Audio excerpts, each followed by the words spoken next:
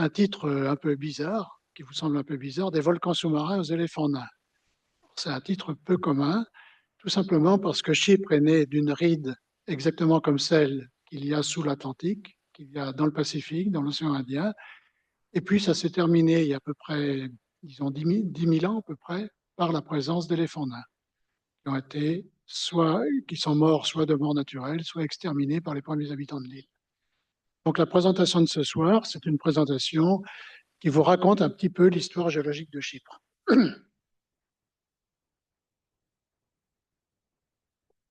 Première diapo, voilà. Alors, avant de commencer la présentation purement sur Chypre, je voudrais vous rappeler quelques notions de géologie.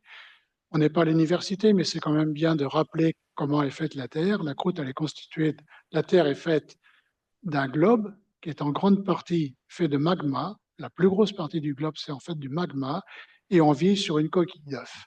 Cette coquille d'œuf, elle peut être séparée en deux zones. Une croûte océanique qui représente le fond des océans et une croûte continentale qui représente les continents où on vit, l'Europe, l'Afrique, l'Asie, les États-Unis d'Amérique, enfin l'Amérique du Nord, l'Amérique du Sud.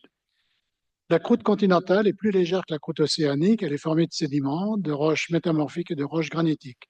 Et l'épaisseur moyenne est de 35 km. Elle est de 70 km sous les Alpes, tout simplement par un principe d'isostasie, puisque les Alpes forment un relief très haut.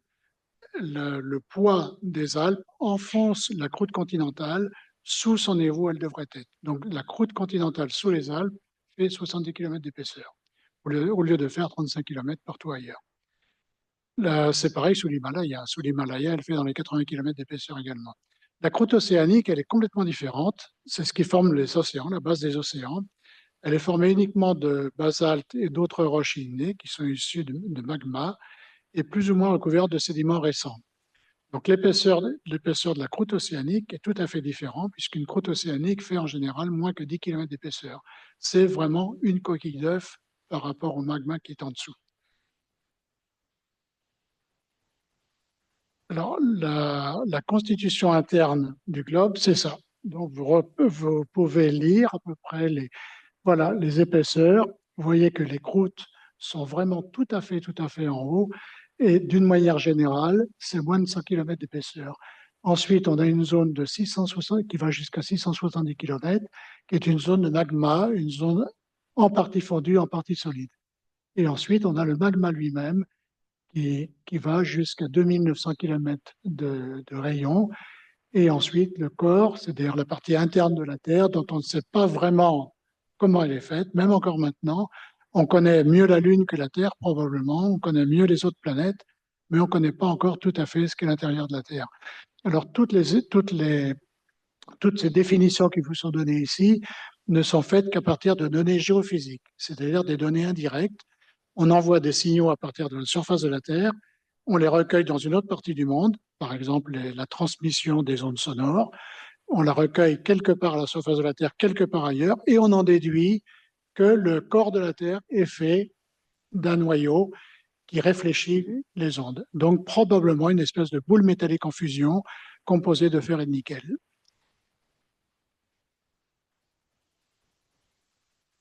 Alors, la rencontre de deux plaques. Ces deux plaques, la Terre est donc constituée de deux plaques, plaque océanique, plaque continentale, ou croûte continentale, croûte océanique. Elles se rencontrent. Quand elles se rencontrent donc, soit au bout d'un océan, soit au bout d'un continent, et quand elles se rencontrent, elles peuvent provoquer soit un phénomène de subduction, c'est-à-dire que la plaque océanique va à ce moment-là plonger sous la plaque continentale. C'est le cas du Japon. L'océan Pacifique, au niveau du Japon, passe sous le continent japonais, sous la plaque japonaise, et s'enfonce jusqu'à peu près 40 km de profondeur. Et là, la plaque se met à fondre et elle fond complètement à 70 km à peu près. Donc c'est le cas aussi du Japon, de l'Amérique du Sud et de l'Indonésie. L'obduction, dans de rares cas, la plaque océanique va se poser sur la plaque continentale. Au lieu de plonger pour des raisons tectoniques, elle va passer au-dessus de la plaque continentale. Et c'est le cas de Chypre. Chypre est une abduction. Et enfin, la collision, là, c'est quand deux plaques se rencontrent, aucune ne veut céder, et à ce moment, elles se rencontrent et elles forment une chaîne de montagnes. Toute la partie continentale va se plier, former des plis, vraiment des plis à tel point que les plis peuvent même former des couches qui vont déborder sur les terrains d'à côté, se coucher et déborder sur les terrains d'à côté. On appelle ça des nappes de charriage. Donc les deux phénomènes, ce sont les trois phénomènes, subduction, obduction et collision. Voilà, vous avez sur la diapo suivante les sites, l'ensemble des sites. Le site de subduction, c'est celui où on voit les plaques plongées sous une autre. En général, les croûtes océaniques plongent sous les côtes continentales. Vous avez des zones de rift qui sont des zones de craquement de la côte terrestre, qui sont les zones que je vais vous montrer, qui sont quelque part ici. Voilà, ça c'est un rift, pardon. La subduction est là, là et là. Là, c'est la naissance de la côte océanique au milieu de l'océan. Là, c'est un continent. Et là, vous avez un autre rift de l'autre côté. Le meilleur rift qu'on connaît actuellement, c'est le rift africain, qui est en fait une énorme fissure dans l'Est africain qui démarre de la Somalie et qui va jusqu'au Mozambique et qui est en train de se séparer, qui formera très probablement un océan dans quelques millions d'années, dans quelques dizaines de millions d'années. Donc, vous voyez que la géodynamique terrestre est une géodynamique compliquée. Des rappels historiques. Le premier à mettre en évidence le mouvement des plaques est Alfred Wegener. Alfred Wegener, qui était un météorologue et astronome allemand, 1880-1930, qui établit en 1912 le concept de la dérive des continents. Il dit à ce moment-là, il annonce que les continents dérivent à la surface du globe. Donc, à la fin des années 60, on a découvert le phénomène d'expansion océanique. Le phénomène d'expansion océanique, c'est tout simplement le phénomène qui se situe au milieu des plaques océaniques, au milieu de l'Atlantique, au milieu du Pacifique, au milieu de l'océan Indien, où là, la plaque se fend par le milieu, du pôle Nord jusqu'au pôle Sud. Hein. Ce ne sont pas des failles qui font quelques kilomètres, ce sont des failles qui sont gigantesques, qui font plusieurs dizaines de milliers de kilomètres de long. Et par ces failles, le magma vient du manteau terrestre, qui est fondu, il arrive et à ce moment-là, il agrandit la plaque en la poussant de chaque côté, comme un tapis roulant. Et ce phénomène-là n'a été découvert qu'à la fin des années 60, et notamment par un Français qui est Xavier Le Pichon, qui était associé au laboratoire de Los Angeles. Le moteur de ces mouvements sont de gigantesques cellules de convection qui se situent dans le manteau. Le manteau terrestre, jusqu'au noyau, c'est une gigantesque machine thermodynamique dans laquelle il y a des gigantesques cellules de convection de plusieurs dizaines de milliers de kilomètres de taille, et ces cellules de convection font bouger le magma. En faisant bouger le magma, elles montent au niveau des rides médio-atlantiques, médio-océaniques, et à ce moment-là, elles font bouger la plaque de part et d'autre de la ride. Et le magma arrive, et il renouvelle la plaque, et la plaque s'agrandit. Il y a une blague qui consiste à dire que c'est comme ça qu'on s'est rendu compte que le billet d'avion entre Paris et New York augmentait. Simplement, l'Atlantique augmente tous les ans, de quelques millimètres par an. Et la taille de l'Atlantique, par contre, l'océan Pacifique commence à se réduire. Donc, parce qu'on n'a pas la place, hein, le globe, il est fixe. Donc l'océan Pacifique commence à se fixer tout au moins et à certains endroits se réduire, alors que l'océan Atlantique est en expansion actuellement. Donc là, les États-Unis, l'Europe s'éloignent, l'Afrique et l'Amérique du Sud s'éloignent à peu près à la même vitesse. Donc les évidences, on a mis ça en évidence dans les années 60 en mesurant les inversions magnétiques qui se situent dans l'océan Atlantique. Vous ne le savez peut-être pas, mais tous les 100 000 ans à peu près, le pôle Nord bascule au pôle Sud et le pôle Sud bascule au pôle Nord. Il y a une inversion des pôles, une inversion totale des pôles. Et c'est probablement, très probablement, ce qui arrive maintenant, qui commence à arriver maintenant. Et c'est pour ça, ça peut être une explication, c'est une des raisons pour lesquelles actuellement on est en train de voir des aurores boréales jusqu'à Paphos. Il y a une aurore boréale qui a été vue à Paphos la semaine dernière. C'est absolument tout à fait anormal. Les aurores boréales ne sont cantonnées qu'au-dessus du pôle Nord, en général. Et on arrive à voir des aurores boréales maintenant très bas. On en trouve dans l'océan Atlantique aussi. Et donc, ça peut s'expliquer par une inversion qui commence actuellement. C'est-à-dire que la machine thermodynamique terrestre change actuellement. et le pôle Nord est peut-être en train de passer vers le pôle Sud. Alors, ça peut mettre, on ne sait pas combien de temps ça met. On n'a pas d'expérience, on n'en a jamais vécu, et on pense que ça peut durer jusqu'à un millier d'années pour avoir un passage total que le pôle Nord passe au niveau du pôle Sud et inversement. Alors, la conséquence de ces mouvements des plaques, c'est donc que la plaque océanique est coupée par son milieu, c'est ce que je vous explique maintenant, donc se sépare de part et d'autre, comme un tapis roulant, et est entraînée par les cellules de convection. Voilà, les ouvrages de Wegener, traduits en français, donc je pense qu'il y en a un en allemand, non? Oui, il y en a un en allemand et en français. C'est un ouvrage qui n'a pas eu beaucoup de succès à l'époque, puisque Wegener était un météorologue. Et donc la communauté scientifique des géologues a dit, mais qui c'est celui-là? Qu'est-ce qu'il vient nous apprendre? Tout ça, ce sont des bêtises. Il n'y a pas de déplacement des continents, il n'y a pas de... Les continents, c'est fixe. Et tout le monde a pris Wegener pour un imbécile. C'est le cas vraiment à ce moment-là. Il y a eu des discussions absolument énormes dans les sociétés géologiques qui ont traité Wegener de tous les noms. Et Wegener avait raison. Et donc, il a publié dans les années entre 1912 et 1918, il a publié ses bouquins, et ça, c'en est deux exemplaires. La Terre, il y a longtemps.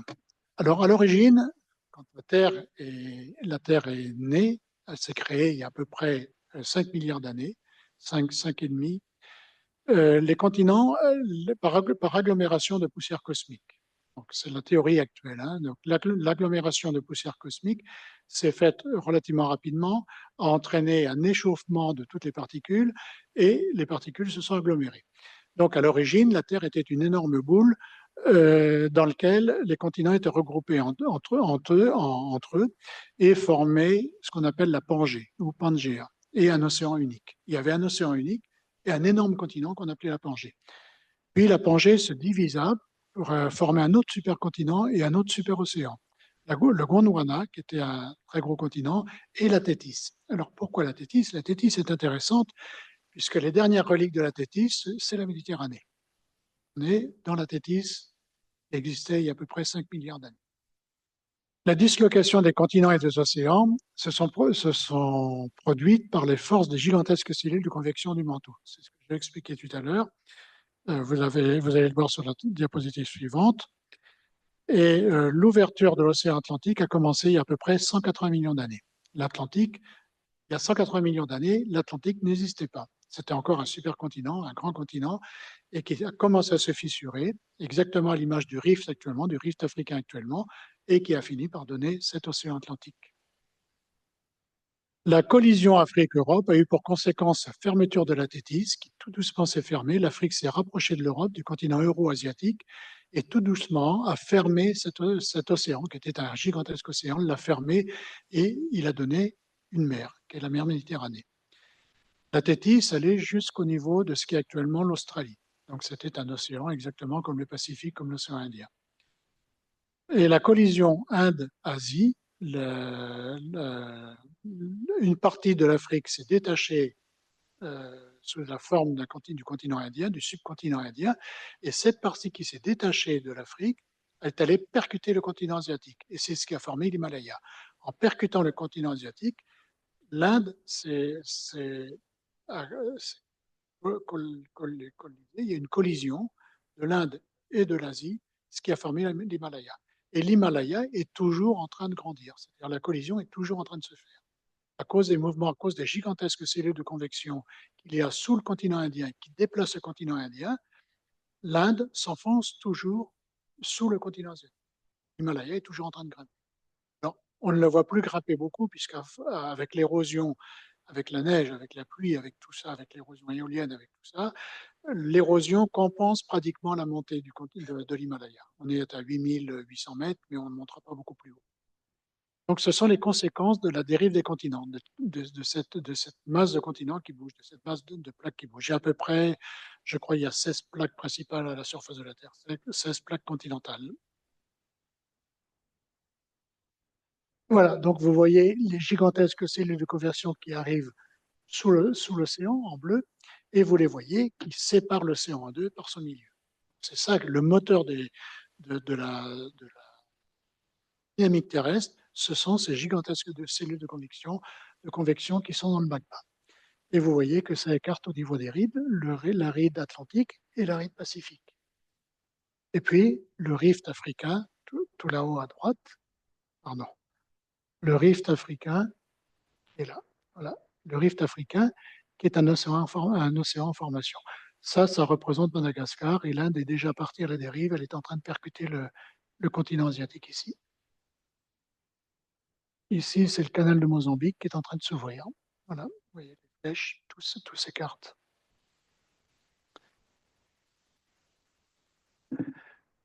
Alors, les volcans sous-marins, on a commencé par ça, par ce titre-là. Dans les océans, un océan n'est formé que par des volcans sous-marins, bien sûr, qui se forment au niveau des rides, des grandes rides qui serpentent du pôle Nord jusqu'au pôle Sud, dans les trois océans, Indien, Atlantique et Pacifique. Et ces rides ne sont formées que de volcans, avec des éruptions permanentes. D'ailleurs, il y a des éruptions en permanence, il y a des milliers d'éruptions sous-marines en permanence. Et ce volcanisme-là, c'est ça qui produit les croûtes océaniques. Les croûtes océaniques ne sont que du magma solidifié. Ils s'écartent à partir de la ride, à partir du centre, et qui viennent percuter les continents au bout. Donc les éruptions sous-marines sont continues le long de la ride. Chaque venue volcanique se fait par l'ouverture d'une faille qui se fait au niveau de cette ride. Puis la plaque océanique s'agrandit par accumulation de lave qu'on appelle des pilolavas au niveau de la ride elle-même. La lave s'accumule au niveau de la ride, elle écarte la ride et en même temps elle l'agrandit. Plus bas, ce qui alimente le magma qui arrive en surface au niveau des planchers océaniques, c'est ce qu'on appelle des daheks. Les daheks, ce sont des failles qui sont remplies de magma et qui font écarter les plaques. Le long de ce système volcanique est absolument gigantesque. Hein. Le système atlantique fait quand même plus de 1000 km de long. Le long de ces rides volcaniques, dans lesquelles il y a beaucoup de chaleur, il y a de l'eau, ça se trouve à peu près vers 4000 mètres, entre 4000 et 6000 mètres de profondeur, un peu plus dans le Pacifique, il y a de la vie, il y a des oasis de vie. Alors, vous direz, mais comment se fait-il qu'il peut y avoir de la vie à cette profondeur-là, dans un noir absolument total, et surtout sans oxygène? Il n'y a pas d'oxygène du tout, l'oxygène libre. Ben, tout simplement, les organismes vivent avec le soufre. Les organismes vivants remplacent le long de ces rides, remplacent l'oxygène par le soufre. C'est intéressant parce que ça veut dire quoi? Ça veut dire on a beaucoup d'espoir de trouver de la vie ailleurs que sur Terre. Il suffit d'avoir du soufre. Il n'est pas nécessaire d'avoir de l'oxygène. C'est nécessaire d'avoir de l'oxygène à la surface, mais pas forcément en profondeur. On peut très bien obtenir des organismes vivants à partir du soufre. Alors, dans ces zones donc, où le magma arrive, au milieu des océans, on y a découvert des oasis de vie, tous situés près des évents volcaniques. Parce que c'est là qu'il y a la chaleur qui permet de les faire vivre, parce qu'autrement, un océan, c'est trop froid, c'est à 0 degré ou à 1 degré, à 6000 mètres de profondeur. Donc, il faut de la chaleur pour faire vivre ces animaux, ces petits animaux. Et puis, ça permet aussi d'avoir des dépôts minéraux, notamment des dépôts de cuivre. Or, le cuivre de Chypre vient uniquement de ce système volcanique. C'est pour ça que Chypre est une ancienne ride médio-océanique. Les laves qui composent Chypre, les laves que vous voyez en montant sur le Troodos, viennent d'une ride médio-océanique. Et à Chypre, le cuivre se trouve également principalement associé au dépôt massif de pyrite. Il est probable que le nom de Chypre vienne du mot cuivre. Parce qu'en arabe, le mot cuivre et le mot Chypre, c'est le même. C'est Kouplous.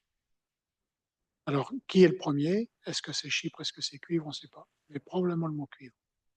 Donc, vous voyez que ces oasis de vie sont quand même intéressants. Ces rides médio-atlantiques sont intéressantes puisqu'elles permettent la vie. Il y a des oasis de vie avec des coquillages, avec comme ça, à 4000, 5000 mètres de profondeur.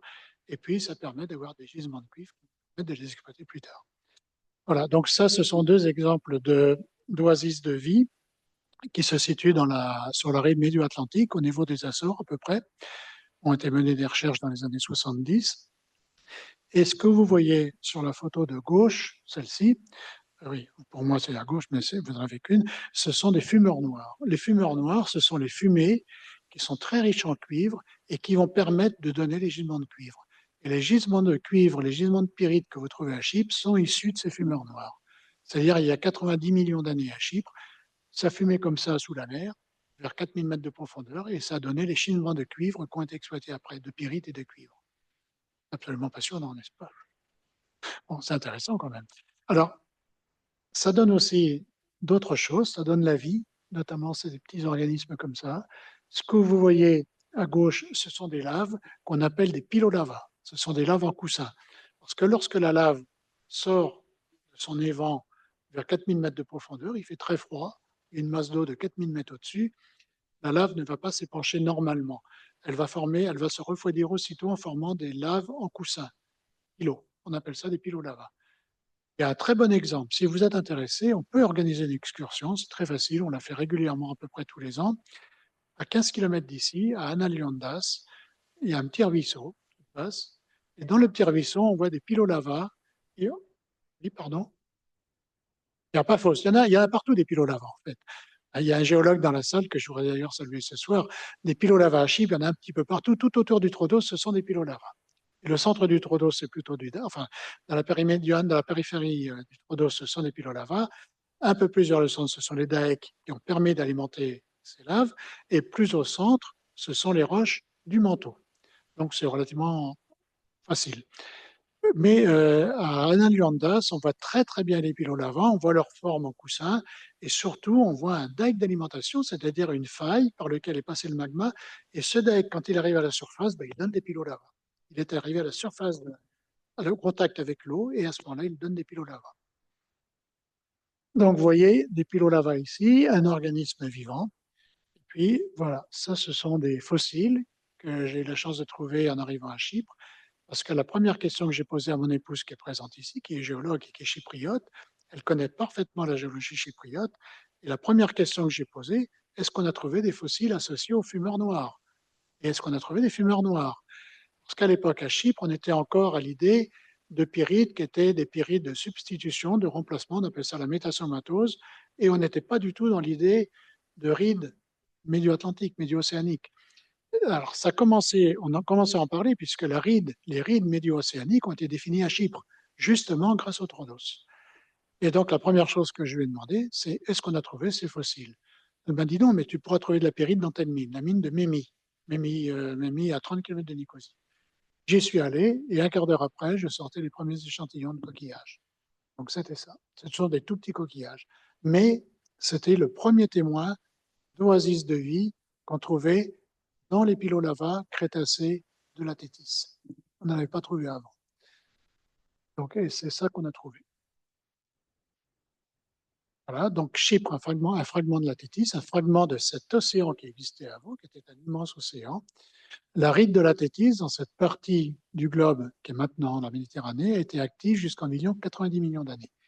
90 millions d'années, c'est pas énorme, sachant que la Terre a 5 milliards, 5,5 milliards d'années. À cette époque, une microplaque s'est isolée et a pivoté de 90 degrés par rapport à ce qu'elle était dans sa position initiale. C'était une partie de la Tétis, de cet immense océan composé de basalte, et par les forces tectoniques, la compression notamment entre l'Afrique et l'Europe, la plaque a bougé de 90 degrés. Des sédiments ont commencé à se déposer sur les laves, sur les pilolavas, et sous la pression entre l'Afrique et l'Europe, la plaque est montée. Elle s'est déformée, elle est montée comme un dôme. Si vous prenez un ensemble de feuilles de papier, feuilles de carton léger ou de papier, vous le pressez de chaque côté, qu'est-ce que va faire l'ensemble de papier? Ben, il va se plier comme ça, et tout va se plier comme ça, avec toutes les couches qui vont être superposées. Qu'est-ce qui est arrivé? Alors, qui a défini la première géologie de Chypre? La première fois qui a défini la première carte géologique de Chypre, c'est un Français, Albert Gaudru. Albert Gaudru était un paléontologue. Il n'était pas du tout, on n'était pas très spécialisé à l'époque, sauf en paléontologie. Et Albert Gaudry était passionné de paléontologie, c'était un grand professeur à Paris, et il était envoyé à Chypre pour une autre raison. Il était envoyé à Chypre pour étudier le problème du phylloxéra. Le phylloxéra avait attaqué la vigne française, avait détruit la vigne française, avait vraiment mis à plat le système vinicole français, et Gaudry a été envoyé par l'Académie des sciences pour faire une étude sur l'agriculture chypriote, et notamment pourquoi la vigne chypriote était intacte alors qu'en Europe, elle était décimée.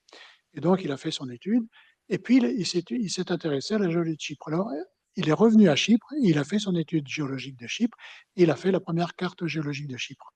En 1962, il publie la première carte géologique de Chypre dans un mémoire de la Société géologique de France intitulé Géologie de l'île de Chypre. Vous allez voir le portrait de M. Gaudry après. Il avait déjà publié en 1855 un livre sur l'agriculture du Levant qui traitait largement de Chypre, Recherches et scientifiques en Orient. Ce livre-là était destiné à expliquer pourquoi l'Europe était aussi atteinte par le phylloxéra alors que, le Moyen-Orient n'était pas atteint. Et donc, il a ramené des pieds de vigne qu'on a pu replanter en Europe. Voilà, M. Gaudry, donc ce charmant monsieur qui a fait avancer considérablement la science, surtout à Chypre. Et voilà sa première carte géologique, qui n'est pas si mal que ça, puisqu'il définit déjà les principales unités, à savoir la chaîne du Kyrenia en bleu, avec les sédiments en jaune, ce qu'on appelle un flysch, la zone médiane qui est la plaine de Messaouria, et le centre, le Troodos. Il a reconnu que c'était des roches qui ressemblaient à des peaux de serpent, il les a appelées des serpentines. Ça ressemblait à des peaux de serpent, cette couleur un peu verte, un peu bizarre. Donc il a appelé globalement des serpentines. Alors, ce qu'il ne savait pas, c'est à quoi correspondaient ces serpentines. Il ne savait pas du tout que c'était lié à du volcanisme sous-marin. Ça, on le saura beaucoup, beaucoup plus tard. Voilà la carte géologique de Chypre moderne, et vous reconnaissez à nouveau les principales formations. Vous voyez que M. Gaudry ne s'était pas beaucoup trompé.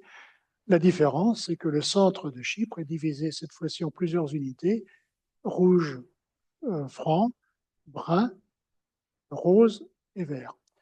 Le rouge franc, ce sont les pilolavas. Les pilolavas se divident en deux unités, rouge, franc et brun. Le rose, qui sont les daheks, cheminées d'alimentation de la lave de venir jusqu'à la surface. Et en vert, les roches sont au centre, c'est-à-dire les roches les plus profondes, les roches serpentiniques. Vous voyez que les serpentines ne se limitent finalement qu'à la partie sommitale du Troodos. Pour quelle raison? C'est très simple à expliquer. Lorsque Chypre s'est déformée, Chypre était une plaque océanique recouverte de sédiments. Lorsque Chypre s'est déformé, il s'est déformé comme ça. Lorsqu'il a atteint la surface de l'eau, l'érosion a commencé à se faire sentir. Les roches ont commencé à se faire éroder. Il n'y a pas d'érosion pratiquement sous la mer. S'il n'y a pas de mouvement, il n'y a pas d'érosion. Petite érosion chimique qui est à peine perceptible, mais c'est tout. Pour avoir une forte érosion, il faut des éléments météoritiques. Du vent, de la grêle, de la neige, des glaciers, des choses comme ça. Chypre n'a commencé à s'éroder que lorsque leur future île a commencé à émerger. À ce moment-là, tout ce qui était sédiment s'était balayé, tout ce qui était pilolava, diabase a été érodé, et il n'est resté que le noyau le plus profond, les roches les plus profondes qui étaient au centre, c'est-à-dire les roches que vous voyez en vert kaki au milieu.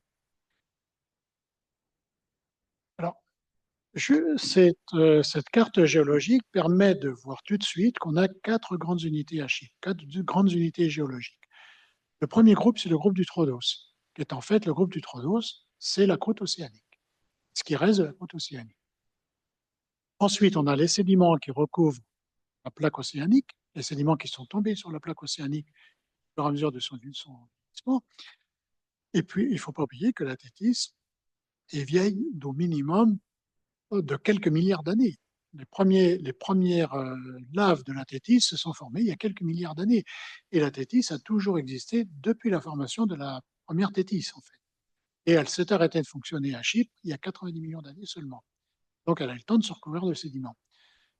La troisième formation, c'est une formation qui se trouve plutôt vers Paphos, qui est la formation de Mammonia. Vous allez le voir sur la diapositive suivante. La formation de Mammonia, on la voit très bien quand on quitte Paphos et qu'on va vers l'intérieur. Quand on va vers Panaya, quand on va un peu plus vers l'intérieur, on voit des roches qui sont un peu rouges, qui sont différentes des autres. À Chypre, on a essentiellement des roches blanches qui sont les craies de l'Efkara, les sédiments qui sont un peu jaunâtres, et les roches océaniques qui sont plutôt marron-noires. Là, on trouve des roches un peu rougeâtres, on trouve aussi des marbres blancs. Tout ça, ça fait partie de la formation de Mammonia, qui est une formation très complexe qu'on ne s'explique pas encore totalement, mais qui est probablement qui correspond à la dérive de roches africaines qui étaient sur le continent africain et qui sont tombées sur la plaque océanique en train de rencontrer, en train de subducter sous une croûte continentale. Et ces roches se sont accumulées dans ce qu'est la région de Paphos maintenant. Et la dernière formation, c'est une formation malheureusement dans laquelle on n'a pas beaucoup d'accès, c'est la chaîne de Kyrenia, qui est une chaîne. La chaîne de Kyrenia, ça va vous paraître bizarre, mais c'est une chaîne alpine. C'est formée en même temps que les Alpes. Elle est beaucoup moins haute, mais c'est une chaîne alpine. Et c'est pour ça que les reliefs de la chaîne du Kyrenia correspondent à des reliefs alpins, c'est-à-dire des reliefs très, très marqués, des pentes très fortes. Lorsque vous voyez Pentadactylos, les pentes sont à 90 degrés pratiquement. La face sud de Pentadactylos, c'est pratiquement que vertical. Donc ça résulte, la chaîne de Kyrenia résulte directement de la collision du continent africain avec le continent euro-asiatique. Et ça a formé au niveau de la France, au niveau de la Yougoslavie, les Dinarides, au niveau de la Grèce, les Hellénides, au niveau de Chypre, chaîne du Troodos, et au niveau de l'Iran, les Taurides. Et on continue jusqu'à l'Himalaya, partie de la même chaîne de collision. Du point de vue temporel, ce sont des chaînes qui sont contemporaines, toutes. De l'Himalaya, c'est-à-dire de la Birmanie, jusqu'à l'Europe, jusqu'à aller au nord de l'Italie. Donc c'est à peu près contemporain du point de vue âge. Et ces chaînes se sont formées avec la collision locale de sous-continents ou de plaques détachées, comme à Chypre par exemple, la chaîne de Kyrenia. Et la chaîne de Kyrenia, ce sont des chaînes qui sont plus très actives maintenant, mais qui sont encore sismiques. On a encore une sismicité associée à ces chaînes. Voilà, donc la chaîne de Kyrenia, vous voyez tout de suite qu'elle a une différente couleur, qu'elle est très différente. Voilà. Qu'elle est très différente du point de vue couleur du reste. Ce sont des espèces de roches calcaires plus ou moins métamorphisées, c'est-à-dire des mauvais marbres, qui sont des marbres de très mauvaise qualité, qui ne sont pas encore des marbres bien métamorphisés, donc de très mauvaise qualité. Et au sud, on a ce qu'on appelle un flysch, c'est-à-dire un ensemble, une alternance de niveaux marneux, des marnes friables, et des calcaires friables aussi. Et tout ça incliné à 30 à 40 degrés, incliné vers le sud. Ces flyschs disparaissent sous les sédiments plus récents qui forment la Messaouria. Les Messaouria qui, en grec, signifie entre les deux montagnes. Messaouria. Et c'est situé donc entre la montagne de Kyrenia et la montagne du Troodos. Et cette Messaouria est constituée de sédiments qui se sont déposés, ce sont les sédiments les plus récents de Chypre. Ils se sont déposés jusqu'à peu près 4 millions d'années. Il y a même moins, jusqu'à 2 millions d'années.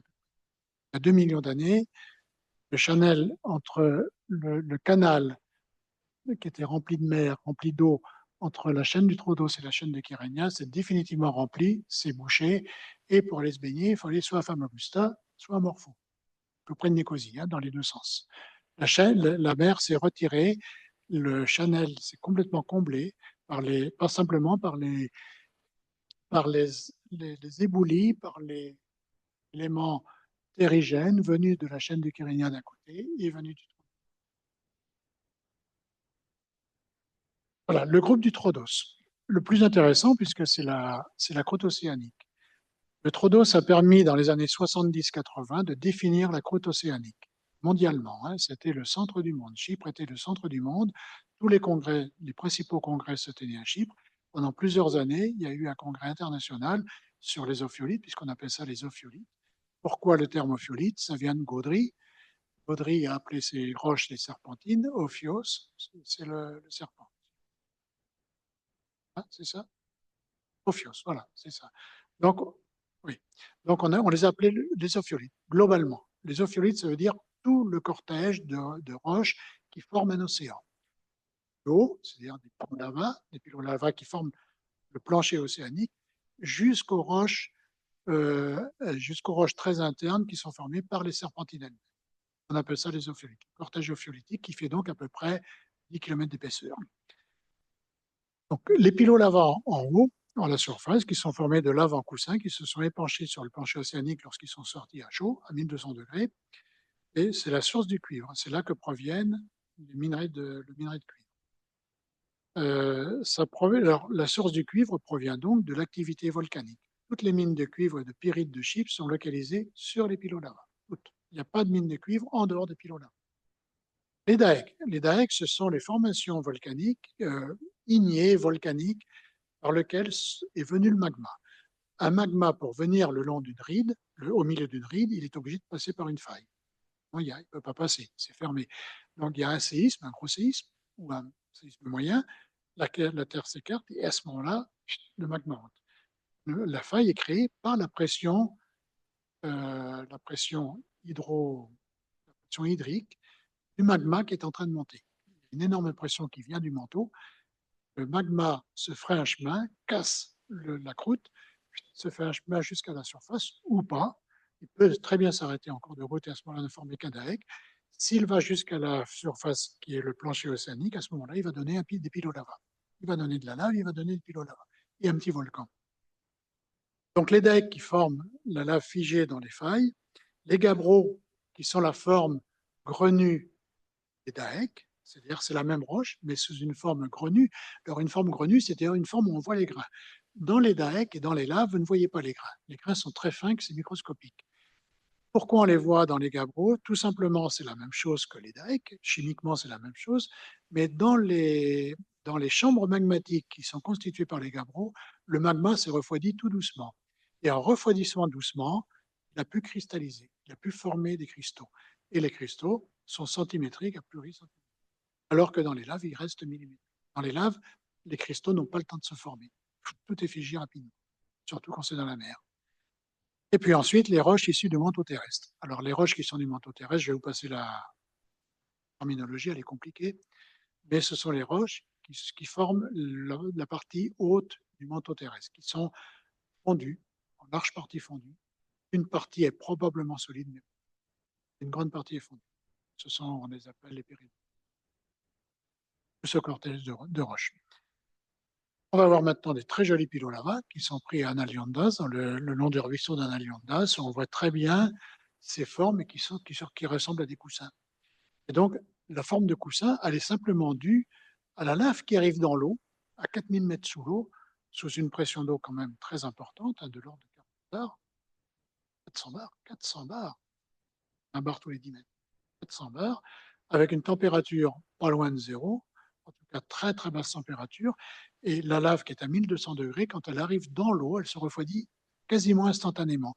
Elle forme une croûte, elle reste rouge au milieu, elle forme une croûte à l'extérieur, elle forme une espèce de coussin, et puis elle va ressortir quelque part ailleurs. Et alors, ce qui est extraordinaire à Analiondas, c'est qu'on peut suivre le cheminement de la lave en voyant un coussin, et puis on voit qu'à côté du coussin, pouf, elle sort et elle forme un autre coussin. Et de l'autre coussin, on en forme un autre, et ainsi de suite. Et elle forme un empilement d'à peu près 20 mètres de haut. C'est extraordinaire à voir. Et ça a été filmé il n'y a pas très très longtemps, puisque les premiers pilolava ont été filmés par Maurice et Katia Kraft à l'île de la Réunion dans les années 70. Vous voyez que c'est pas vieux. Avant, on savait comment c'était formé, mais on ne les avait jamais filmés. Et là, Maurice Kraft a eu le courage de prendre une caméra et de s'approcher d'une coulée de lave qui coulait dans l'océan Indien, et il a formé la coulée de lave qui formait des pilolava au fur et à mesure qu'elle avançait. C'est des images extraordinaires. Vous connaissez Maurice et Katia Kraft, vous avez peut-être entendu parler, non? Deux volcanologues qui sont morts au Japon. C'est des très bons amis. Ils sont morts au Japon dans une éruption qui était l'éruption du mont Unzen en 1980. Donc les dahèques sont les espèces de choses droites qui ressemblent à des murs. Ce sont des failles qui sont remplies de lave, qui sont venues du manteau, et ces laves sont venues alimenter les volcans qui étaient au niveau du plancher océanique. Alors, les dahèques représentent à peu près dans les trois quarts du trou d'eau. Ça forme une surface extrêmement importante. On les voit très très bien quand vous allez notamment à Kiko. Lorsque vous allez à Kiko, vous ne vous baladez que sur des dahèques, pratiquement que sur des dahèques. Les pilolava, on ne les voit qu'à la base du trou d'eau. C'est-à-dire en Aliondas. Si vous vous rapprochez un petit peu du trou d'eau vers la mine de Skoriotissa, on les voit très bien aussi, mais pas plus bas, pas au plus haut. Plus haut, tout de suite, on arrive dans les dahèques. Alors, on arrive maintenant, on passe dans les gabbros lités, donc des gabbros. Les gabbros, ce sont les roches ou les grains qui ont cristallisé dans des chambres magmatiques. Les chambres magmatiques, ce sont des endroits dans le globe terrestre qui sont situés entre le manteau et la base du plancher océanique et dans lequel est stocké le magma. Le magma, il peut stocker pendant des millions d'années et c'est là-dedans que le magma va cristalliser et qui va donner après des massifs. Alors, ça peut être des massifs de granit, si c'est un magma qui est lié à la fusion d'un continent. Ça peut être des gabbros quand ce sont des magmas d'origine mantélique qui vont donner des océans. Et là, ce sont des gabbros d'origine mantélique. Et donc, ces gabbros-là sont lités. Alors, les gabbros lités, ce n'est pas très commun. C'est un phénomène extraordinaire. Les minéraux dans la chambre magmatique, qui est énorme, une chambre magmatique, ça peut faire 3-4 km de diamètre, 10 km de largeur et 1000 mètres d'épaisseur. Ça peut faire quelques centaines de mètres seulement. Ça reste une chambre magmatique, un réservoir de magma qui est rempli de magma. Et à l'intérieur de cette chambre magmatique, on a un magma qui est très chaud, qui est à peu près 1200 degrés, qui va tout doucement refroidir au fur et à mesure qu'il va cristalliser. La cristallisation demande de l'énergie. Il va pomper son énergie dans la chaleur du magma. Donc tout doucement, le magma va refroidir en température, va cristalliser, et les minéraux les plus lourds vont sédimenter à la base de la chambre magmatique. C'est une sédimentation exactement comme une sédimentation de sédiments dans un océan. Sauf que là, ça se produit à 1200 degrés, entre 800 degrés et 1200 degrés. 800 degrés quand la chambre magmatique est quasiment froide, pratiquement tout est cristallisé, 1200 degrés quand elle est encore à l'état de magma pur. Et donc, ça donne ces roches-là. Alors, elles sont légèrement inclinées, c'est dû à la tectonique. C'est dû au mouvement du trou d'eau qui a fait comme ça, et ça a incliné tout l'autre. Côté nord comme ça, côté sud. Voilà. Et enfin, les serpentines, ce sont les serpentines de la mine d'amiante, avec des minéraux très caractéristiques, un peu verts, un peu, voilà, qui ont fait penser, quand Gaudry est venu, qui lui a fait penser à des peaux de serpent. C'est ça qu'il les a appelés serpentines. Non pas qu'il a confondu avec des peaux de serpent, mais la couleur ressemblait à une peau de serpent. Voilà. Donc, on revient maintenant à la carte géologique.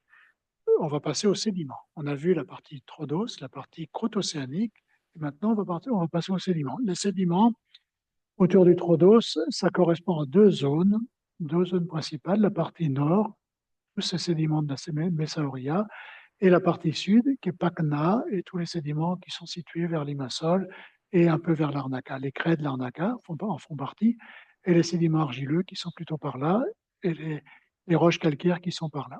Les roches calcaires qui sont dues, celui-là, le Cap Greco, c'est dû à un massif de corail. Si vous regardez bien les roches du Cap Greco, vous allez trouver du corail dedans. C'est exactement, vous allez pouvoir le reconnaître, hein. Vous allez voir des branches de corail qui ont des formes tout à fait typiques. Du corail, il y en a deux endroits en particulier. Il y en a à Cap Greco ici. Il y en a sur la route qui va vers le Tronos quelque part par là, dans les sédiments ici. Et puis il y en a par ici. Alors, on ne parlera que très peu du complexe de Babodiak, qui est quelque chose de compliqué ici. Donc là, on a les sédiments circumtrodos, qu'on appelle autour du Tronos. Il y a entre 90 millions d'années et 83 millions d'années. On va reprendre en apportant du plus vieux au plus récent. Au niveau de la ride de la dorsale, le plancher océanique mais exclusivement de pylolava. Au niveau de la ride, il n'y a pas de sédiments du tout, que des laves toutes neuves qui viennent de profondeur, et il y a localement recouvert par des terres d'ombre. Mais il n'y a pas de sédiments proprement parlé. Il n'y a pas encore de craie, il n'y a pas encore la craie est un sédiment. Il n'y a pas encore d'argile, il y a pas tout ça. C'est trop près de la ride. Encore, c'est que du volcanisme. Mais on a quand même un premier dépôt qui ressemble à un sédiment, mais qui n'est pas un sédiment, qui est un dépôt plutôt chimique, qui sont les terres d'ombre, terra umbra. Et les terra umbra à Chypre sont très très bien représentées. Il y en a quelques-unes en Italie, mais à Chypre, elles sont particulièrement représentées. Et elles ont servi pour faire les peintures. Et elles ont servi intensivement, tellement intensivement qu'actuellement, il n'y a plus beaucoup de gisements. On en connaît encore quelques-uns. Ce sont des terres qui sont, ça parfois dur, c'est parfois un peu dur, mais souvent pulvérulent, et elles tachent énormément les doigts. Elles laissent des taches rouges sur les doigts. Ce sont les terres d'ombre. Les terres d'ombre sont des précipités chimiques qui sont dus au volcanisme qu'il n'y a pas loin sur la ride. Donc c'est à proximité des rides. Parallèlement à voilà, les terres à umbra, ce sont des sortes de sédiments, mais sans être vraiment des sédiments. Et parallèlement à ça, les premiers sédiments vont se déposer un peu plus loin. Ce seront des argiles de grand fond qu'on appelle les bentonites. Bentos, qui veut dire fond en, profond en le fond. Donc les bentonites sont des argiles de grand fond dans lesquelles il n'y a pas de calcaire puisqu'on est en dessous de la ligne de compensation des carbonates. C'est-à-dire que dans la mer, quand vous atteignez une certaine limite qui est vers 4000 mètres de profondeur, les calcaires, tous les coquillages calcaires qui tombent, il y en a beaucoup qui viennent des plages et qui tombent au milieu, qui sont transportés un petit peu par les courants, tombent au milieu, quand ils passent les 4000 mètres, ils sont dissous par l'eau, complètement dissous. On appelle ça la ligne de compensation des carbonates. Si bien que si on est à 6000 mètres de profondeur, on ne trouvera pas de carbonate, on va trouver simplement des argiles. On va appeler des argiles de grand fond. Alors, les argiles, on les voit très bien dans la région de Paphos, c'est là qu'elles sont le plus fréquentes, et on les voit très bien notamment dans la vallée d'Aios Nikolaos. Là, elles sont même exploitées sous forme de bentonites. Les bentonites, c'est ça, ce sont des argiles de grand fond. Et donc, on les voit aussi dans la région de, rappelle-moi Lénial, vers Canaviou, là, le rivage en haut, et les argiles qui sont vers Canaviou. Les, quand on passe les villages qui sont perchés sur la ride, qui sont au sud du barrage de proche de. Ah, ah oui, ouais, Asproia. Au sud, il y a des dépôts d'argile très importants qui produisent d'ailleurs des glissements de terrain importants aussi. On va construire là-bas, au mieux pas. Sinon, votre maison elle va partir doucement. Et donc là, on les voit très bien. Mais les argiles les plus visibles sont celles de la vallée d'Aios Nikolaos, je pense, plus importantes. Alors, si on construit là-dessus, il faut être prudent, parce qu'elles ont tendance à glisser. Toute la vallée d'Aios Nikolaos. Donc, ce sont les argiles de grand fond. Et puis, les premiers sédiments silicatés vont se déposer sous la forme de microfossiles. C'est la formation de pérapédie. Microfossiles siliceux, parce qu'on va toujours être sous la zone de compensation des carbonates. Tous les carbonates sont dissous, donc on ne va trouver que des coquillages, des diatomées notamment, qui vont avoir un cortex siliceux à base de silice et de dissous. Entre 83 et 74 millions d'années, les premiers grands dépôts régionaux de sédiments sont des argiles de grand fond, c'est dont on vient parler, les bentonites. Entre 74 et 23 millions d'années, donc pendant une très longue période, il va y avoir un dépôt de craie, un matériau issu principalement de micro-organismes marins, mais cette fois-ci carbonaté. Comme l'ensemble de la zone va monter à cause de la pression entre l'Afrique et l'Europe, l'ensemble de la tétise dans cette région-là va monter, et va monter jusqu'à plus que 4000 mètres. Donc on n'a plus la barrière des 4000 mètres pour déposer des carbonates. Les carbonates vont pouvoir se déposer sur le fond marin qui sera à moins de 4000 mètres. Et ce seront les craies. Les craies, où est-ce qu'on les voit? Principalement quand on va de Nicosie à Larnaca, toute la partie entre Alhambra et Larnaca, on a les premiers pilolavas, on a le top des pilolavas, et puis après on a tout ce dépôt blanc de craie blanche qui va jusqu'à Larnaca. Et donc ça, ce sont les craies qui se sont déposées pendant très longtemps, pendant 50 millions d'années. Les craies se sont déposées tout doucement sur la tétise.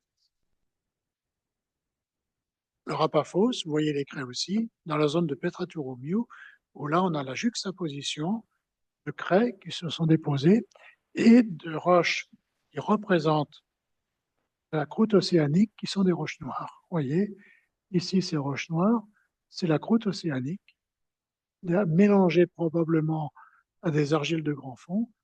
Ici, on a les craies, qui sont un peu assez déformées, et puis on retrouve des pilolavas ici. Ça, c'est un morceau de pilolava, d'ensemble de pilolava. Donc, c'est un endroit assez exceptionnel. On a trois formations qui se succèdent vraiment sur un espace de quelques centaines de mètres. Alors, l'apparition de la première île s'est faite vers 15 millions d'années.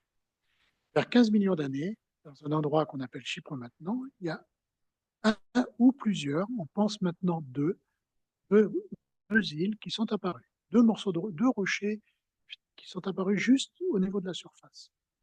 Et ça, c'est la première île qui a formé Chypre. C'était des roches, c'était des sédiments, bien sûr, les sédiments qui recouvraient la plaque océanique. Ces sédiments sont montés par la pression toujours entre la pression entre l'Afrique et l'Europe. Ces sédiments sont montés, se sont déformés sous la forme d'un dôme, comme ça, comme si vous pliez un ensemble de papier, excusez-moi, et l'ensemble s'est plié comme ça. Les sédiments, au fur et à mesure de leur montée, se sont fait éroder du troglos, ont laissé la place aux sédiments encore plus profonds, de plus en plus profonds, ont disparu et ont laissé la place aux pylônes lava. Les pylônes lava se sont fait éroder et ont laissé la place aux dikes. Les dikes se sont fait éroder et ont laissé la place aux roches plus profondes, les gabbros et puis les roches métamorphiques de profondeur. C'est pour ça qu'on a une succession inverse, on a l'impression d'avoir une succession inverse. Quand on monte sur le trou d'os, les roches les plus profondes sont au sommet du trou. Et l'ensemble du trou d'os a monté d'à peu près 12 à 14 km. C'est-à-dire, s'il n'y avait pas eu d'érosion, on serait plus haut que l'Himalaya. Vous voyez, le trou d'os serait plus haut que l'Himalaya si ça n'avait pas été compensé par l'érosion. L'érosion était intense, c'était une île ou un groupe d'îles, donc par les vagues, par la pluie, par tout ça, l'érosion était intense et elle a tout détruit. Et il reste maintenant donc cette succession qu'on retrouve en montant sur le trou d'os pour arriver tout en haut aux roches les plus profondes. Donc vers 15 millions d'années, une première île apparaît, peut-être même une deuxième, c'est une théorie qui a lieu actuellement. Entre 23 et 7 millions d'années, des sédiments calcaires et argileux de faible profondeur continuent à se déposer. La mer est de moins en moins profonde, donc on a des plages de plus en plus rapprochées de cette île qui apparaît. Et les sédiments qui ressemblent à des dépôts de plage et des sédiments marneux commencent à se déposer pas très loin de l'île qui apparaît. Et vers 8 millions d'années, il y a l'apparition d'îlots qui seront plus tard la chaîne du Kyrenia au nord de la première île. Au nord du premier îlot qui apparaît, va apparaître un ensemble de deuxième îlots qui sera la chaîne du Kyrenia. La chaîne du Kyrenia est apparue, probablement les premiers îlots, vers 8 millions d'années. L'épisode messinien. Alors justement, entre 6 et 7 millions d'années, il y a eu un phénomène extraordinaire, la Méditerranée s'est fermée. En se fermant, elle s'est évaporée, en partie. Ce n'est pas complètement évaporé, mais elle s'est évaporée très largement. Le détroit de Gibraltar était fermé complètement, c'est-à-dire pour des raisons tectoniques. La Tétis, l'Espagne qui est l'Europe, et l'Afrique qui est représentée par le Maroc se sont rapprochés, et ils ont fini par se rencontrer. Ils ont fini par se rencontrer, ils ont formé le rocher de Gibraltar par déformation. Ça fait une petite chaîne de montagne. Et à un moment donné, il y a eu érosion, et l'érosion a creusé un canal qui a permis à l'Atlantique de remplir à nouveau la Méditerranée. Et pendant plusieurs millions d'années, le bassin méditerranéen était complètement fermé. Il n'y a plus d'eau que l'eau qui est arrivée des fleuves. D'Europe et d'Afrique, il n'y avait pas grand-chose. Ça a été en formation. Et l'eau de la Méditerranée s'est évaporée en grande partie. Comment on le voit? On le voit par la présence de gypse à Chypre, notamment dans la région de Paphos. Toute la région de Polémie, c'est plein de gypse. Le gypse, c'est l'évaporation de l'eau de mer. Et par la présence de sel au fond de la Méditerranée.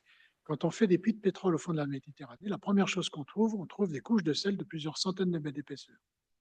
Des pots énormes de sel. Alors pourquoi ils ne fondent pas? Tout simplement parce qu'on est en sursaturation. Le fond de la mer étant en sursaturation, c'est-à-dire qu'il est sursaturé en sel, le dépôt de sel qui est en dessous, ils ne font pas. Vous ne pouvez pas faire fondre du sel dans l'eau qui est déjà trop salée.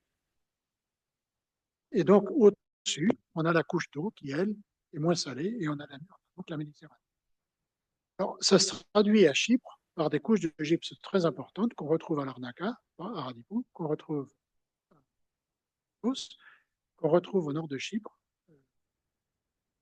et qu'on retrouve un petit peu vers le nord de Nicosie, moins grande importance. Mais les plus gros gisements sont les gisements d'Aradipou et de Paphos, surtout de Paphos. Si vous allez à Polémie, notamment dans les villages Letimbu, notamment, où ça a brûlé cet été, Letimbu est construit sur du gypse, en grande partie sur du gypse. Comment on le reconnaît, le gypse? Parce que ça brille au soleil. Ça forme des plaquettes qui brillent au soleil. Et notamment à Cassicas, notamment, les cristaux de gypse, on a trouvé un cristal de gypse de plus de 3 mètres de haut, une seule pièce. Donc c'est dû à l'évaporation de notre mer. Quand la Méditerranée s'est évaporée, les terrains, l'île de Chypre a continué de monter, ça a formé des lagunes, ça a formé des lacs. Les lacs se sont complètement évaporés, ça a formé des dépôts de gypse et probablement de sel, et le sel a été dissous par l'eau. Oui, tout simplement, et le gypse est resté. Ce qui a produit les. Et alors, on se rend compte de la montée de Chypre aussi, parce que le dépôt de gypse le plus haut est situé à côté de Polémie, à Polémie et dans le village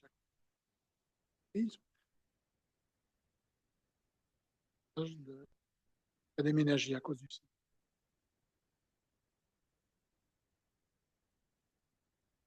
Seletra. Le village de Seletra a souffert du séisme, les gens ont eu peur, ils ont déménagé, ils ont construit plus haut. Et à Seletra, on a des dépôts de gypse qui sont à 480 mètres de hauteur par rapport au niveau de la mer, alors que le gypse s'est formé au niveau de la mer. Donc ça permet de voir que l'île, au niveau de Paphos, elle est montée de 480 mètres à peu près 7 millions d'années. 7 millions d'années. Si vous faites le calcul, ça fait à peu près 1 millimètre. Voilà. Et donc, voilà, donc les dépôts d'évaporites, on appelle ça des évaporites, parce que c'est lié à l'évaporation de la mer. Donc le gypse est un marqueur de l'évolution tectonique de Chypre, puisqu'on 0,1 mm par an. Ça paraît pas beaucoup, mais au niveau d'un siècle, ça fait 1 mm. Au niveau de 1000 ans, ça fait quand même 1 cm. 1 mm. 1 mm par centaine d'années, ça fait 1 cm. Voilà, les dépôts de gypse, c'est ça. Une carrière, alors on l'appelle le Marmara à Chypre. Pourquoi on l'appelle le Marmara? Parce que les dépôts de gypse, ça donne des dépôts très réguliers, très brillants, ça donne des petits cristaux brillants qu'on utilisait pour faire des pavés pour les maisons, et aussi des pierres tombales. Et on l'a appelé le Marmara parce qu'il a été utilisé comme marbre, entre guillemets. Il était facile à travailler, très très facile à sculpter, puisqu'il a une dureté très faible, très très faible. Et comme il était facile à travailler, on en a fait des pierres tombales où il y a des chevaliers qui sont présentés dessus. On les a mis dans la maison pour faire des pavés. Dans les maisons, toutes les vieilles maisons chypriotes ont des dalles en Marmara. C'est pas très facile à maintenir parce que ça s'use. C'est faible, donc ça s'use. C'est légèrement soluble dans l'eau. On va passer maintenant aux derniers sédiments. Les derniers sédiments de Chypre qui se sont déposés après la réouverture de Gibraltar. Gibraltar s'est réouvert il y a à peu près 5 millions et demi d'années. Ça a formé des cascades absolument gigantesques. Imaginez l'Atlantique qui se déverse dans un bassin qui est 200 mètres plus lourd et 300 mètres plus lourd. Ça a dû donner des cascades absolument spectaculaires. Pas de carte postale, pas témoigné malheureusement. Et ça a donné à nouveau une sédimentation dans ce qui est devenu la Méditerranée. Et la sédimentation, ça a donné les formations de Nicosie, qui sont des formations d'une alternance de calcaire et de marne, et ça a donné des calcarénites, c'est-à-dire un mélange de sable de plage et de calcaire dû à l'activité des organismes marins. C'était des dépôts de faible profondeur, donc qui ressemblent plus à des. Et vers 2 millions d'années, le comblement total par les sédiments qui sont descendus de Kyrenia et du Tronos, qui ont comblé complètement le canal marin qui séparait la chaîne de Kyrenia du Tronos. On pouvait se baigner encore 2 millions d'années à Nicosie.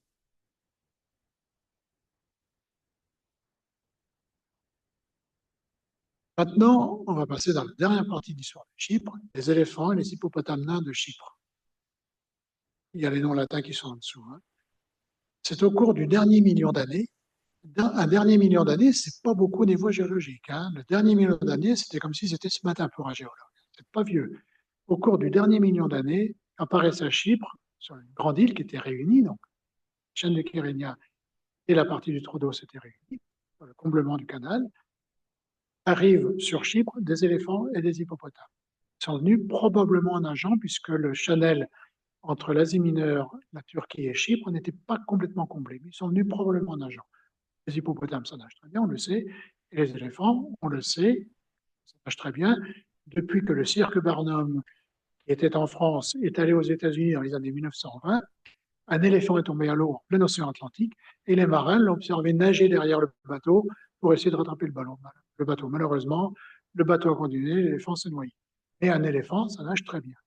Donc les éléphants sont venus d'Asie mineure, d'Asie et d'Asie mineure. Dorothea Bate, en 78-1951, une paléontologue anglaise, découvre en 1902 dans la région de Kyrenia les restes fossilisés d'éléphants nains, nommés alors Elephas cypriotes. On a changé le nom récemment parce que le nom ne convenait plus pour les experts. Et d'autres restes ont été retrouvés plus tard, notamment des défenses, des os. Pour des raisons d'adaptation insulaire, les éléphants et les hippopotames ont évolué vers un nanisme très prononcé. Avant de s'éteindre, il y a environ 11 000 ans seulement. Un éléphant adulte pesait alors à peu près 200 kilos. Donc vous imaginez, 200 kilos, c'est ça. Donc, la comparaison entre les éléphants à l'origine des éléphants nains et les éléphants nains chypriotes. Donc, vous voyez, cet éléphant à longue défense, qui était Elephas antiquus, l'éléphant à défense droite, duquel est probablement issu l'éléphant nain. Et vous voyez le rapport de hauteur. Ça devait être drôle de ramener en laisse un éléphant nain à l'époque, hein, vous imaginez, et haut comme ça. Et curieusement, il y a 11 000 ans, l'île était déjà peuplée. Donc il y a une question qui se pose, est-ce que l'éléphant nain a disparu à cause des premiers hommes sur l'île, ou est-ce qu'il a disparu à cause de la difficulté de trouver à manger, de son anisme très prononcé ou d'autres raisons de maladie? On ne sait pas. Le débat est ouvert. Il y a un Américain qui a fait un papier là-dessus en disant qu'on a trouvé des restes humains et des restes d'éléphants nains dans les mêmes excavations qui ont été faites à Akrotiri. Ça n'a jamais été prouvé. Donc il y a une polémique là-dessus, ça n'a jamais été réellement prouvé. D'autres experts ont dit oui, mais ce n'était pas dans la même excavation, c'était à côté. On ne sait pas trop. Mais il est possible que l'éléphant nain ait été exterminé par l'homme. Ça serait pas la première extermination, ça serait une des premières exterminations. Voilà, donc revenons à la carte de Chypre. Donc le complexe de Mammonia, c'est la dernière formation qui nous reste à regarder de près. C'est la partie qui se trouve ici. À partir de là, vous voyez, là, tout ça, ce sont des sédimentaires comme Troodos. Et à partir de là, vous voyez des roches d'une autre couleur, d'une autre formation. Comme je l'ai dit au début, ce sont probablement des restes du continent africain, des restes qui sont complexes, qui sont mal expliqués, qui correspondent à des grès psamitiques avec des micas dedans, des roches typiquement continentales, qui n'ont rien à voir avec un milieu océanique, donc qui viendraient du continent très probablement africain, qui sont situés vers le sud, simplement. Alors, il y a quelque chose quand même d'extraordinaire dans ces sédiments-là, c'est que ce complexe de Mammonia, c'est une géologie complexe, mal connue, qui semble indiquer la proximité d'une zone de subduction. Il semblerait que ce soit des morceaux de continent qui soient tombés sur la croûte est venue subducter sous le continent, ou obducter, et ces roches sont restées jusqu'au moment où elles ont rencontré le continent qui était. Et il y a une chose absolument remarquable à Chypre que je n'ai jamais vue ailleurs dans le monde, ce sont des blocs de marbre dans la vallée d'Aios Nikolaos. Malheureusement, ces marbres ont été exploités, il n'y en a plus beaucoup maintenant. Ce sont des blocs de marbre qui font la taille de la pièce, voire même beaucoup plus grands, et qui ont été charriés sur la plaque qui a dérivé du sud vers le nord, qui ont été charriés, c'est-à-dire des blocs qui étaient posés sur des argiles, des blocs absolument énormes, qui étaient posés sur des argiles et qui ont été charriés jusqu'au blocage avec la rencontre de la croûte continentale qui était devant elle. Et ces blocs ont malheureusement été presque complètement été exploités. On ne retrouve que quelques traces, comme ça, par exemple, ce sont des blocs de marbre. Alors cette fois-ci, ce sont des beaux marbres blancs qui viennent donc d'un continent situé au sud, donc d'Afrique, et qui sont posés sur des argiles, en dérivé avec les argiles, avec l'ensemble. Et ça, c'est un phénomène que je ne connais pas ailleurs dans le monde. Ça existe peut-être, mais je ne connais pas d'autres exemples. Malheureusement, ça n'a pas été vraiment préservé. À nouveau, la carte de Chypre, pour vous expliquer la chaîne de Kyrenia rapidement. La chaîne de Kyrenia située tout à nord, que vous connaissez tous de loin, de Postulos et qui est une chaîne alpine, comme je vous l'ai dit, qui résulte de la collision entre l'Afrique et le continent euro-asiatique. On y trouve les plus vieilles roches de Chypre, les plus vieilles roches de Chypre. Elles sont datées à peu près de 250 000 ans. Donc c'est normal puisqu'elles viennent d'un continent qui était situé au nord, un continent qui appartenait à l'Europe, à l'Eurasie, parce que l'Eurasie n'est pas individualisée et on n'a pas deux plaques, une plaque européenne, une plaque asiatique, on a une seule plaque, la plaque euro-asiatique. Et donc ces roches qui sont datées à 250 millions d'années proviennent du continent euro-asiatique et s'est retrouvée dans la collision qui s'est produite vers le sud, qui a donné la chaîne de Kyrenia. C'est un ensemble plus ou moins métamorphisé venu du nord et qui s'est posé sur la croûte océanique du Troodos. C'est-à-dire que la croûte océanique du Troodos continue sous la chaîne de Kyrenia.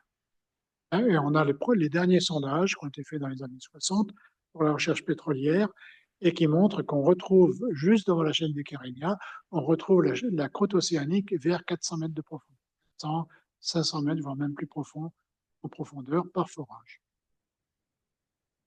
La chaîne du Kérenia est partiellement couverte de sédiments plus récents. C'est ce qu'on appelle le flysch. La sismicité de Chypre. Alors bien sûr, la géologie de Chypre fait que c'est une île sismique puisqu'elle est la rencontre de plusieurs plaques. Et à la limite de plusieurs plaques. La plaque de la Tétis, qui est la plaque océanique, une plaque continentale qui est représentée par un trou euro-asiatique, et puis différents éléments qui font que tout ça s'est imbriqué l'un dans l'autre. Donc on a des structures, des grandes structures. On a ce qu'on appelle l'arc chypriote. Chypre est un pays à sismicité modérée. On n'a pas une grande sismicité quand vous comparez, par exemple, la Turquie ou à la Grèce. La Turquie et la Grèce sont des pays, ou l'Italie, sont des pays à forte sismicité. Chypre est un pays à sismicité modérée. C'est-à-dire qu'on peut dormir sur ses deux oreilles. Si c'est bien construit, on ne risque pas grand-chose. Si c'est mal construit, on peut avoir des dégâts très forts. Ça s'est produit à Rhodes, ça s'est produit à Miliou, ça s'est produit dans plusieurs endroits à Chypre. Mais ça reste quand même modéré. Alors, les grandes structures. L'arc chypriote. L'arc chypriote, c'est un arc qui correspond très probablement à un début de subduction, c'est-à-dire à un début, à un commencement où la plaque océanique, un commencement dans le temps, où la plaque océanique de la Tétis va commencer à plonger sous l'ensemble qui forme Chypre actuellement. Ça donne des sismicités importantes. C'est une des raisons pour lesquelles le plus gros de la sismicité est situé le long de cet arc chypriote qui part d'Antalya et qui va vers le golfe d'Iskenderun, mais à l'extérieur de Chypre, et pas sur l'île. Il est à l'extérieur de Chypre, c'est l'arc chypriote. Cet arc chypriote est assez sismique, vous le verrez après. Les failles actives locales, Yerassa au nord de Limassol, et la vallée de Polis-Kysoku. La vallée de Polis-Kysoku, c'est un graben, c'est-à-dire un fossé d'effondrement. C'est-à-dire ce sont des failles comme ça, ce qu'on appelle normales. Le milieu de la vallée est en train de s'effondrer, de couler vers le bas, de s'effondrer, tout simplement par écartement de la partie est par rapport à la partie ouest, et ça génère des séismes. Le séisme de Milieu notamment, le séisme d'Arodès. Mais ce ne sont pas des très très gros séismes. Ce sont des séismes qui font des dégâts parce que malheureusement, les constructions qui sont situées le long de la vallée, cette vallée, qui va vers Polis-Kysoku, sont des maisons anciennes, mal construites, il faut bien le dire, hein, par rapport à des pays qui sont sismiques. Ce sont des maisons qui ne sont pas du tout adaptées à des pays sismiques et donc qui s'effondrent de temps en temps. Quand il y a un séisme qui les touche, ma foi, ça fait des dégâts. Et puis les sources lointaines telles que la faille sud-anatolienne et la faille de la mer Morte. La mer Morte, c'est la grande faille qui remonte toute la mer Morte, le Jourdain. Là. Et la faille sud-anatolienne, c'est celle qui a bougé il y a combien, 2 ans maintenant, 3 ans, 3 heures du matin, et qui a fait quand même plus de 40. Donc il y a un nœud de faille, si je puis dire, qui se situe vers Alep, et la conjonction de la faille de la mer Morte avec la faille sud-anatolienne et l'arc chypriote, plus d'autres failles qui partent dans d'autres directions. Donc ça donne une zone extrêmement sismique. Et c'est celle-là qui a bougé il y a 3 ans, à 3 heures du matin. Moi, je ne dormais pas, je l'ai fortement senti. Tous les gens qui m'éveillaient à ce moment-là l'ont fortement senti. Moi, j'ai dit à mon épouse à ce moment-là, je suis monté à l'hétéro, et je lui ai dit, ça, c'est plusieurs centaines de morts, c'est sûr. Et on a appris une semaine après que c'était 40 000 morts, voire même plus. Donc, mais ça se situe vers Alep. Ça se situe à la limite entre la Syrie et la Turquie. Et c'est la conjonction d'un ensemble de structures actives. Les séismes les plus importants des 100 dernières années à Chypre, donc je vous laisse regarder, à 1918, 1924, 41, 53, avec quand même une magnitude de 6,1, et il y a eu quand même 40 victimes. Alors les 40 victimes sont dues, d'après les études les plus récentes qu'on a, à un effondrement des maisons dû à un glissement de terrain induit par le séisme, et non pas des vibrations qui auraient fait vibrer les murs. C'est surtout le glissement de terrain apparemment qui a tué, qui aurait abattu des maisons, qui aurait tué. Et puis après, 1995 à Miliou, un couple âgé qui est décédé, 1999 et 2015. Donc, sur la diapositive suivante, regardez bien l'arc chypriote, c'est assez impressionnant. Vous le voyez ici, c'est ça l'arc chypriote. Il part du haut, il fait ça, il descend, il part comme ça, et il repart vers Iskenderun. Donc, vous voyez que le plus gros de la sismicité est dû dans cet arc chypriote. Il n'est pas sur Chypre lui-même. Ça, c'est la faille de ici, pardon. Ça, c'est la faille de Hirasa, une petite faille, mais qui est très active. Elle bouge tous les ans, elle bouge cette faille. Elle ne peut pas générer de gros séismes parce qu'elle n'est pas assez longue. Pour gêner des gros séismes, la magnitude d'un séisme est directement liée à la longueur qui bouge. Une faille qui fait 20 km ou 30 km comme la faille de Hirasa ne peut pas générer un séisme de 6 ou 7 parce qu'elle n'est pas assez longue. Un séisme comme les zones de subduction ou l'arc chypriote peut lui générer des séismes plus forts que 7 parce que la distance de mouvement peut être de l'ordre de 1000 km. Par exemple, le séisme qui a fait le tsunami en Indonésie, vous vous souvenez, le grand tsunami de Noël en Indonésie, la partie qui a bougé faisait plus de 1000 km de long. Et elle a bougé sur 4 mètres de distance. 4 mètres multipliés par 1000 km, vous imaginez la surface qui était en jeu. Et donc, dans un séisme, la magnitude du séisme est directement proportionnelle à la surface qui est mise en jeu, la surface qui bouge. Bien la surface, pas la longueur, la surface, c'est-à-dire la longueur multipliée par la largeur qui a bougé. Et la largeur qui a bougé est généralement de quelques centimètres à plusieurs mètres. Dans la faille d'Indonésie qui a créé le tsunami, c'était de 4 mètres de déplacement sur plus de 1000 mètres de kilomètre, plus de 1000 mètres de longueur. Et donc, comme elle était en mer, ça génère un tsunami. Parce qu'un tsunami, c'est simplement l'endroit où le séisme est généré en mer va provoquer un mouvement des terrains, donc un affaissement général des terrains. L'affaissement va provoquer un affaissement de la colonne d'eau. La colonne d'eau va provoquer une gigantesque vague qui va tout doucement naviguer. Elle ne va pas être grande. En mer, elle va faire 30 ou 40 centimètres, mais quand elle va arriver sur le continent, elle peut faire jusqu'à 10 ou 15 mètres. Simplement, c'est la hauteur d'eau qui va bouger, la tranche d'eau qui va bouger. Quand elle va arriver sur la plage étant comme ça, la hauteur d'eau qui va bouger va rester la même et à ce moment-là, elle va se transformer en une vague. Une petite vague qui est dans la mer, et la mer va monter. Voilà, donc vous voyez que la sismicité de Chypre n'est pas énorme à terre, par contre, elle est importante dans l'arc chypriote.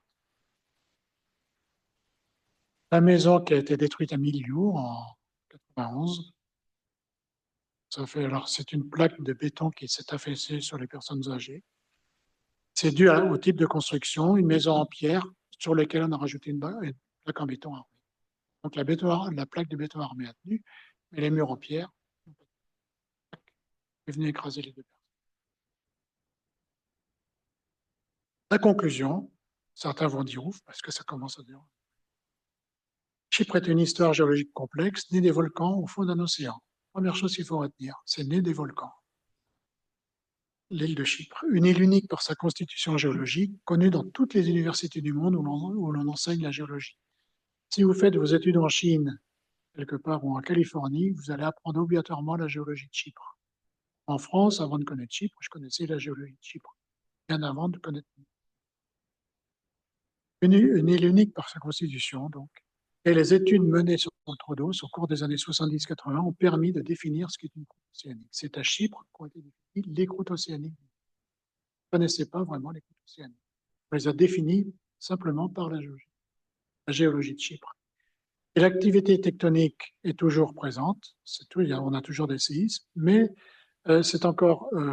Chypre est encore actuellement dans une zone de compression entre l'Afrique et l'Europe. Il ne faut pas oublier que l'Europe et l'Afrique se rapprochent toujours.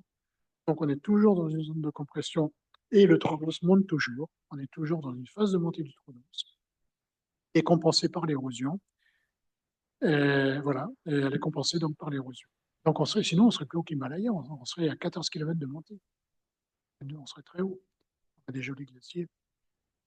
Et voilà, donc là, le creusement récent des vallées, c'est dû au fur et à mesure que l'île de Chypre monte, Les vallées ont tendance à se creuser de plus en plus, puisque les vallées ont tendance à rattraper le niveau de la mer. Les cours d'eau ont tendance à rattraper le niveau de la mer. Ça, c'est les gorges d'Avacas, à côté de Pafos, que vous connaissez bien, avec mon épouse et notre fils quand il était. Voilà, en vous remerciant pour votre attention et éventuellement pour vos questions. Ça, ce sont des calcaires qui sont situés vers la région d'Anapa. Entre Cap Greco et Yanapa, vous rapprochez de la côte, vraiment entre les deux, là, vraiment au milieu.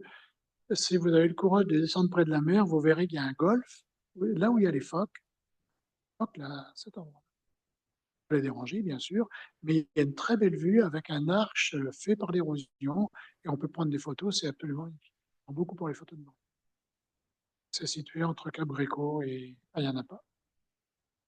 Voilà, c'était la dernière diapo. Si vous avez des questions, n'hésitez pas.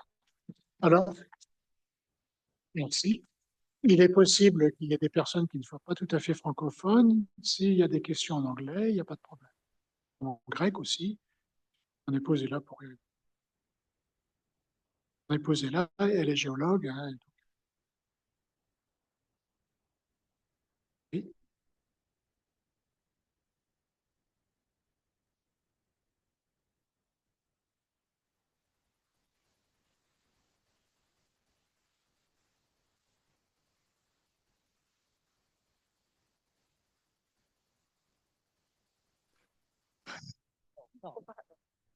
Oui, merci pour cette belle présentation. Au-dessus de Panaya,